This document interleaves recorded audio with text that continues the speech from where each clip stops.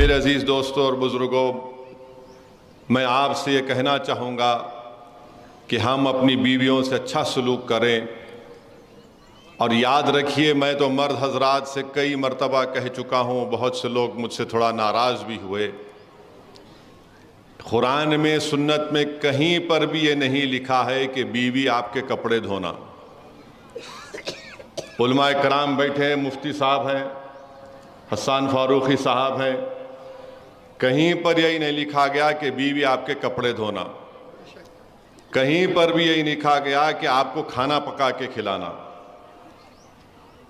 کہیں پر بھی یہی نہیں لکھا گیا کہ آپ آئے تو آپ کے سر کو دبانا، نہیں لکھا گیا کہیں پر بھی۔ کھانا پکانا، کپڑے دھونا، گھر کو جھاڑو دینا نہیں لکھا گیا ہے، بلکہ دین اسلام میں لکھا گیا ہے کہ اس کی آمدنی میں، بیوی کی آمدنی میں شوہر کا حق نہیں ہے،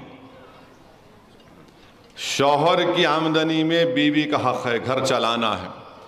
اور بلکہ اللہ کے رسول صلی اللہ علیہ وسلم کی حدیث شریف میں خود سنا ہوں اور پڑھا ہوں، اگر شوہر گھر میں نہیں ہے اور گھر کی ضروریات کو ضروری تکمیل کرنا تو بیوی شوہر کے پیسے لے کے استعمال بھی کر سکتی ہے، اور اگر بیوی اپنے پیسے شوہر گھر میں استعمال کرتی ہے تو اس کا اجر ہے آخرت میں۔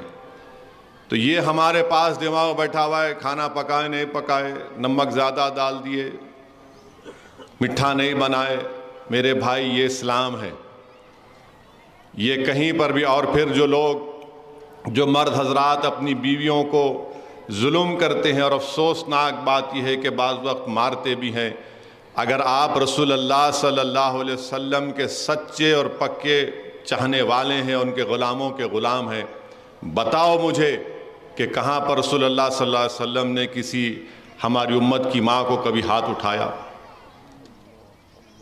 بتائیے آپ، کہیں پر بھی نہیں ملتا ہم کو۔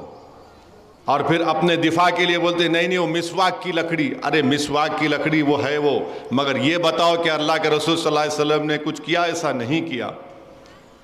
تو اس لیے بہت ضروری ہے کہ مرد حضرات کو مرد بننا ہے۔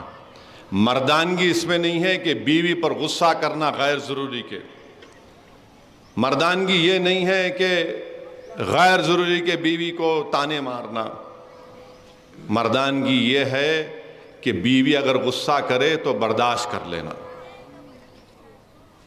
اور ایک صحابی رسول تھے، ان کے گھر میں بیوی ذرا گرم بولتے تھے تو انہیں شکایت کرنے گئے۔ کس سے شکایت کرنے گئے؟ فاروق اعظم سے، جس کے تعلق سے اللہ کے رسول صلی اللہ علیہ وسلم نے فرمایا کہ اگر اللہ کو میرے بعد کسی کو نبی بھیجانا ہوتا تو فاروق اعظم کو بھیجاتا، مگر میں آخری نبی ہوں صلی اللہ علیہ وسلم۔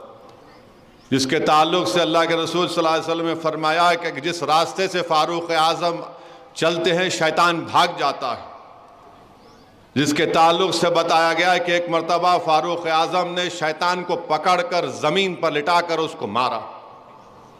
وہ صحابی رسول صلی اللہ علیہ وسلم فاروق اعظم کے گھر کو گئے، وہاں جا کر کیا دیکھا کہ ان کے گھر میں ان کی بیوی ذرا گرم آواز میں ان سے بات کر رہی۔ بولے بھائی میں اپنا معاملہ سنانے گیا، یہاں پر تو وہی ہے۔ تو خیر جب وہ جانے لگے تو فاروق اعظم باہر آئے، اس صحابی رسول صلی اللہ علیہ وسلم بلا کر کہا کیا ہے؟ انہیں کہا میں اپنی بات کرنے آیا، آپ کے گھر میں یہ دیکھا۔ تو فاروق اعظم نے کیا کہا؟ بیوی ہے میری، میرے گھر کی عزت کی حفاظت کرتی ہے، میرے بچوں کو پیدا کیا تکلیف سے، میرے بچوں کی پرورش کرتی ہے، انسان ہے اگر کبھی کچھ بول دے تو کیا بات ہے، میں اس کو سن لیتا ہوں۔ میرے بھائی یہ مزاج پیدا کریے۔ ہمارے پاس تو ایسا ہے کہ اگر کوئی پلٹا کے بیوی کچھ بول دے، ہاں میرے کو پلٹا کے بول رہے۔